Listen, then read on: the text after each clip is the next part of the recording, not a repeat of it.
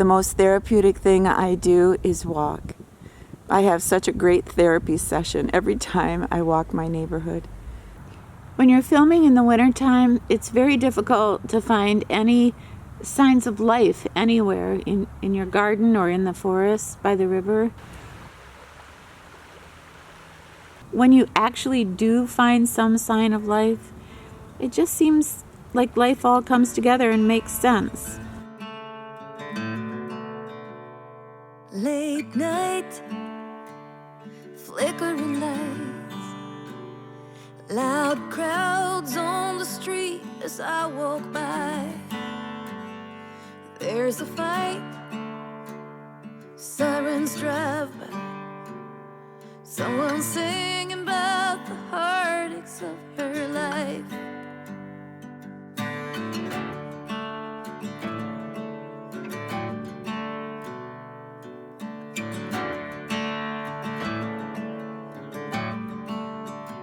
Outside a bar, a woman is waiting for a man to end his shift and take her home.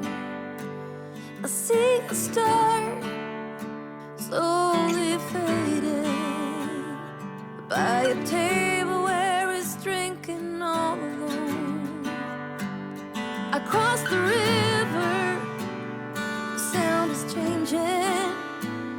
Across the river, I can hear a different song.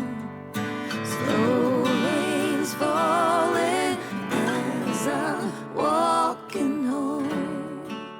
Hey everybody, thank you so much for coming back and seeing me and Desi. I hope you had a good, happy holiday week. And I want to thank you so much for all your beautiful comments last week about my Christmas decorations. You know, my decorations were very humble and simple, and I don't have a fancy house. I have kind of a small Cape Cod home here. But you seem to like the decorations, and it really touched my heart. And thank you so much for your prayers for Hal. I think they worked. He's doing great. You're going to see Hal in January. I can't wait. We're going to go to the thrift store. We're going to argue and bicker like we always do, and I can't wait. Today is kind of a special video for me to do. It is directly the result of two comments that were left for me last week. And one was a very honest comment, and the other one I think was perhaps cruel, but I'm not so sure this lovely lady meant it to be cruel. But I thought one comment that really stuck with me was, you always look on the bright side and you always seem so happy. Well, I know for a fact you're not happy every day. And I thought, oh wow, Nancy Drew, of course I'm not happy every day. And that's what I want to talk about. I want to talk about how I cope with a bad day, a bad week, or a bad month. I want to talk to you, share with you about what triggers a bad day for me and where I go from there. Because absolutely not every day is a good day. Every day is an important day. We all agree on that, but not every day is a good day. And this one particular comment really brought it all home. And I kind of wrote it down here. And she wrote, I'm 40 and I'm having a great time with my life. But I watched your video and I started to get sort of depressed. I can't imagine what it would be like to be your age and not have a future. To only be able to live on my past. And I thought, no, that's not right. You have it all wrong. That's not correct. And, you know, after I read that comment, I kind of got my dander up, you know, and I went and I'm just typing out this reply like, oh, well, I can't imagine what it would be like, you know, being 40 and imagining how can I goof up my life. Oh, I just went on, you know, and I got it all composed and I went back to you know, give her a nice reply. She had deleted the comment. Thank the Lord. But I have a lot of thoughts about somebody looking at women our age and thinking, we live our life every day thinking we have no future. Well, that's not true. How do you define future? Future for me can mean an hour. It can mean a day. It can mean 10 years. If you have made it to 69, 70, 75, 80, you're doing something right. And you're a planner. And you have protected yourself from all the dangers and all the hazards that this life serves up. So the thought that you're not planning a future is crazy. Of course, you're planning what you're going to do tomorrow. You're planning what you're going to do in the spring. You're planning for what lies ahead because you're smart enough to know that nobody knows what the future holds. A beautiful 40-year-old woman who thinks she has the world by the tail will just ask Princess Diana. Just ask all the people that thought they had their whole life ahead of them, but were cut so short. So part of being this age that I am is being so grateful and so careful and protective of my life and my future. It's a lot like my friend Danny used to say. Danny had terminal cancer and she lived for 5 years. And somebody at a party asked her, why are you laughing and smiling and telling jokes? What's wrong with you? You're dying. And she looked at that guy and she said, you know what? I'm not dying today and I'm having a damn good time. So I suggest you get with the program. That was Danny. And Danny instilled that in me, that no matter what, today is precious. Desi, it's a pretty nice day for December here. No snow. How about that? Are you king of your backyard? You betcha. Is it a game of chance? Music with a slow beat. Had all the boys on my street in suits and ties and 2 left feet. So afraid. One thing that triggers me into having kind of a bad day is this feeling that I'm not connected. I'm not connected to my family. Maybe I haven't seen them in a while. I'm not connected to my friends. I haven't been out like I normally am, cruising the city and filming. When I start to feel disconnected, turning on the TV and you see all these commercials of, the young mother or the couple just getting married, and well, none of those things I can relate to, and I don't exactly feel connected. Even some of the commercials where there's an older couple, they've been married for 50 years, and I'm thinking, well, that's not me. So when I don't feel connected, I can feel very sad. And that makes me feel like I'm the only person on earth. I'm the only woman on earth that's having a bad day. I'm the only person on earth that's feeling a little anxiety and a little depression today. So I'm totally on an island all by myself. I'm isolated. But what this platform has taught me, what meeting you all has taught me, is that ladies from all over, women from all over the world, well, we all have this commonality of the same fears, the same hopes, the same dreams, the same joy, but the same anxiety and the same depression. We all seem to relate to each other, and we help each other not feel so different and so isolated. There is a common bond that we all share. So on that afternoon where my mood is really plummeting, I don't feel alone. I know that there are other women out there that feel just like me, that are battling getting off the couch, that are battling not having an anxiety attack in traffic. There are so many of us. We fight a war every single day to be joyous and happy and grateful. And at the end of the day, we know we win because we always have.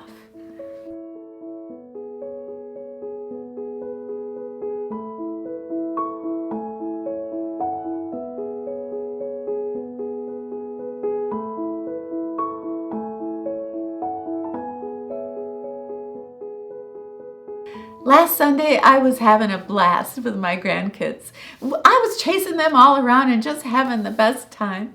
And their mom picked them up, my beautiful daughter-in-law, and I was cleaning up, and I opened up the drawer, and there was a picture of me and my mom. And it hit me. It was just like somebody slapped my face. And I burst into tears. My mama died 13 years ago. But it hurt. It hurt that she couldn't see me so happy. It hurt that she couldn't see Wyatt and Quinn, my grandchildren. It just hurt that I couldn't ask her how she was and what she wanted for Christmas. It hurt. And I had to make sure that I contained that I faced it, that I allowed myself to feel it, but not to carry it on to the rest of the night. Not to give in to that grief, put her picture out, maybe some letters she wrote me. No. It isn't that I don't love you, Mom, but it's just that I have to fight for my happiness. And I can't let me missing you so much rule my life. I cannot let that rule my life. And she would understand, and she would be my biggest cheerleader in wanting me to be happy. So that's how I get through the grief. I try to embrace it and let it go.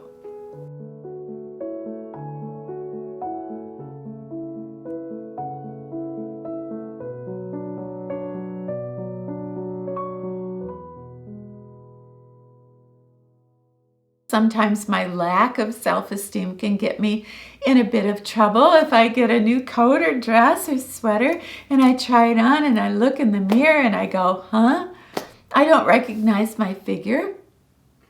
And I realize I have to work harder. I have to watch what I eat. I have to exercise more and blah, blah, blah. And I look at my reflection with such wonderment, like, how is everything shifting and rearranging and what's going on here? And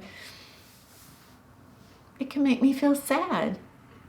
It plays into that feeling of disconnected from the woman that I used to be. And then that kind of snowballs. Well, ooh, what about my hair? And what about my skin and some wrinkles? And hey, what about the way that I walk? What happened to my swag? When I am looking in the mirror and I don't like what I see, I do catch myself and I do remind myself to be so grateful that I have perhaps a new outfit, to be grateful that I can walk across that floor and, okay, maybe I'm packing on a few too many pounds, call the police, right? I'm enjoying my life. I'm going places where I can wear that new little outfit that I don't think I look perfect in. Sometimes I think we're just born with a gene, or our DNA is like we're just never going to be happy with ourselves no matter what. But another thing that really helps me is I plan out, a little exercise program and a little diet plan. I try a lot of different things, and there's always hope.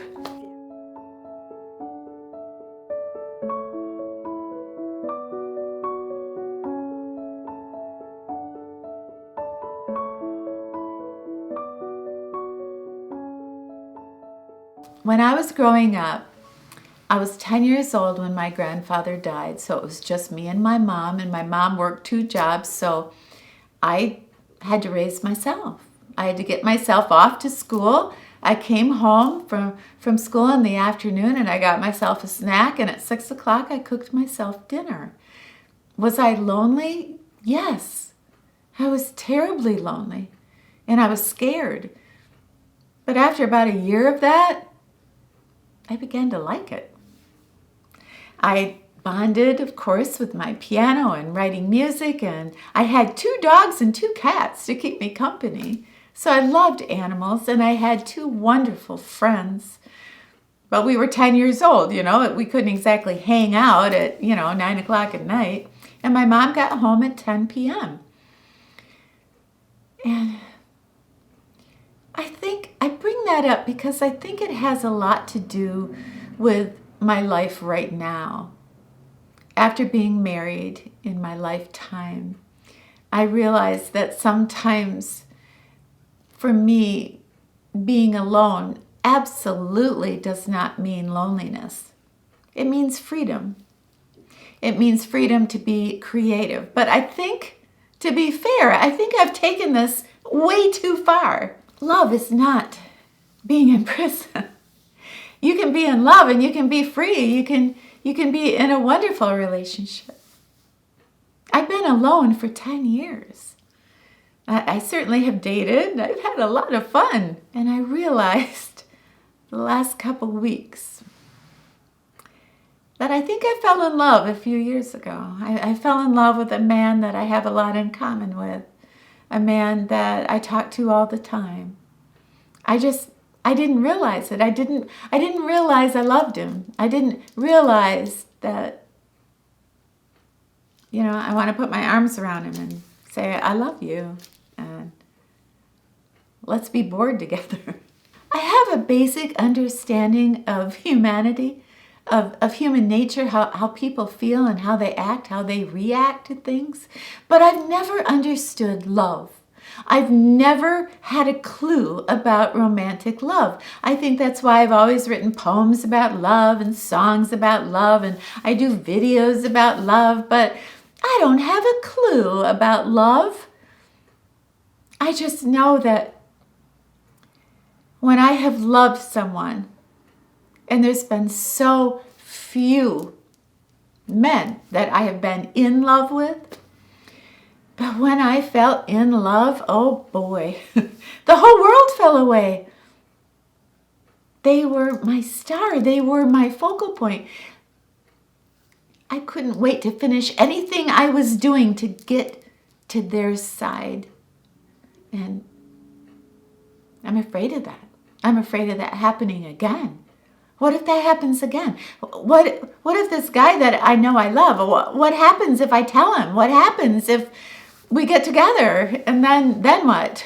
This takes me back to where we began.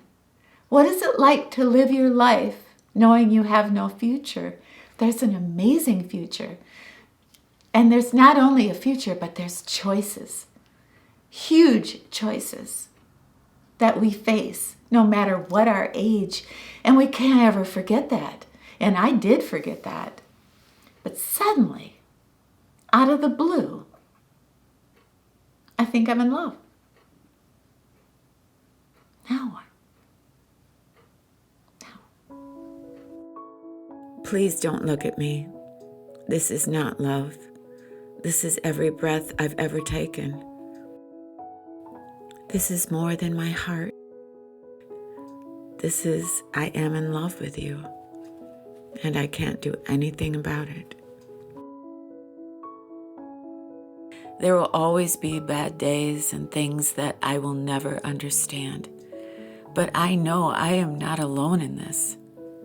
But I vow to always try to step outside the circle of myself and think of others, other people who have it so much worse than I ever could. Hey everybody, thank you so much for hanging out with us today. I loved every second of it. And if you get a chance down below, could you maybe share something that helps you through a bad day or a bad week? Please have yourself a wonderful, happy, brand new holiday week. And when you're done with your week, you come back and see me and Desi, okay? All right, it's a deal. We'll be here. He doesn't like hats. He just doesn't. We'll see you next week. We love you.